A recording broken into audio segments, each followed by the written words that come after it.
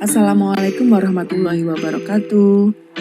Salam semangat guru penggerak. Perkenalkan, nama saya Ulfa Iriana SPD dari SMP Negeri 5 Gresik, guru penggerak angkatan 6 Kabupaten Gresik. Nah, di sini saya akan membahas tentang jurnal refleksi mingguan modul 1.1.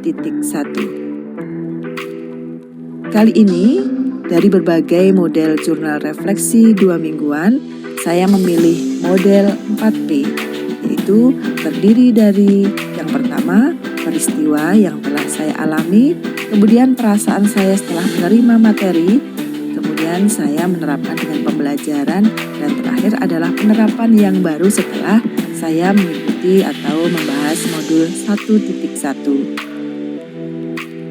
Peristiwa yang telah kita lakukan selama 2 minggu ini, yaitu pada tanggal 22 Agustus 2022 dimulai ketika kita menerima jadwal implementasi program pendidikan guru penggerak angkatan ke-6. Di tanggal 24 Agustus 2022 dibukalah program guru penggerak angkatan 6 oleh Mendikbudristek. Kemudian di tanggal 30 Agustus kita sudah mulai dari diri sendiri untuk eksplorasi konsep secara mandiri, yaitu pemahaman pengajaran dan pemikiran filosofi Ki Hajar Dewantara.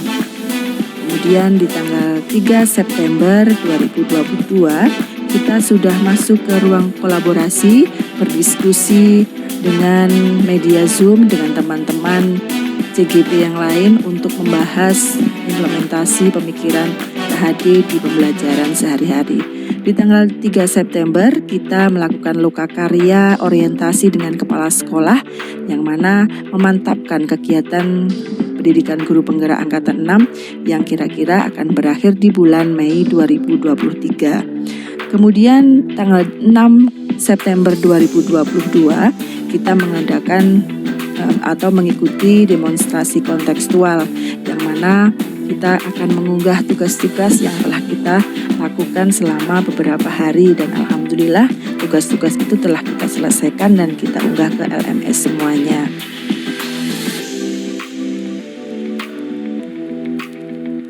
Nah, tibalah model jurnal refleksi yang ketiga, yaitu perasaan. Bagaimana perasaan saya setelah 2 minggu mengikuti pendidikan guru penggerak angkatan 6? Saya selalu merasa khawatir awalnya, karena saya yakin dan tidak yakin apakah saya bisa menyelesaikan pendidikan guru penggerak angkatan 6 dengan baik. Namun di hati saya selalu saya terapkan, saya harus semangat. Apapun yang terjadi, apapun yang menjadi kendalanya, apapun tugas dari Bapak Ibu fasilitator maupun PP saya atau praktek pengajar saya harus selalu melakukan dengan baik. Dan yang ketiga, saya harus bisa senyum dan bahagia. Itulah, saya selalu menerapkan kepada diri saya bagaimana saya selalu senyum dan bahagia, supaya motivasi saya selalu ada dalam diri saya. Ki Hajar Dewantara memberikan pemikirannya tentang dasar-dasar pendidikan. Menurut KHD, pendidikan bertujuan untuk menuntun segala kodrat yang ada pada anak-anak agar mereka dapat mencapai keselamatan dan kebahagiaan yang setinggi-tingginya. Pendidik itu hanya dapat menuntun tumbuh atau hidupnya kekuatan kodrat yang ada pada anak-anak agar dapat memperbaiki lakunya, bukan dasarnya, hidup dan tumbuhnya kekuatan kodrat anak. KHD juga mengingatkan para pendidik untuk tetap terbuka dan mengikuti perkembangan zaman yang ada. Namun, tidak semua yang baru itu baik, jadi perlu diselaraskan dulu. Indonesia juga memiliki potensi-potensi kultural yang dapat dijadikan sebagai sumber belajar. KHD menjelaskan bahwa dasar pendidikan anak berhubungan dengan kodrat alam dan kodrat zaman.